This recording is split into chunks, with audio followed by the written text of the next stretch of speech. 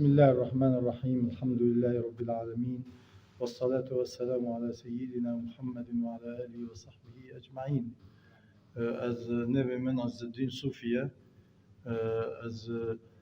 إمام جامعة مزنم، تقريبا 6-7 سال بون که از خدمت جامعه کم و جامعه 1357 هجری دا لیبو کالکه من رحمتی نبی خاشیخ مسلم صوفی بو لیکر و جامعه دو ویرا باوی من رحمتی کالکه وفات کرد باوی من خدمت جامعه کرد دو باوی من را برای من خدمت جامعه کرد وقت هم ایدن از ترکیه بگریان مهات خدمت جامعه کرد شعاتی کماندی کرد و چی کرد ترمیمات و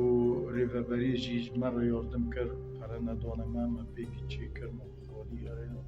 ما چی کرد يعني 86 سال عمري خوابنا 86-7 سال عمري خوابنا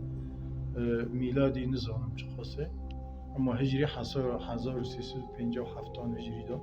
نهاج 1443 يعني 86 سال بنا عمري في جامعي كل بي جامعة هاري كامل ده كوبانيا ده بيرد بين جامعة مزل وقتا كوفا جامعة ليبو جامعة كدن چو كابو لند بر خطي بو انها تنانا وشعاتي وای چاقه هر جامعه هری مزن کوبانی بود نیف جامعه مزن دیگه هجمار دور 600-700 انسان تیدن میاد که پر بود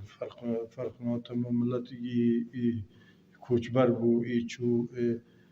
برای ملتی پر بود برای دا این آندام در و هندر گیشکی رید خست دا عید آندا حیانی سر حجره من رید خست یعنی پر بود برای ملتی پر بود نها این ملتی بس نه وقت برای كيما ملت آره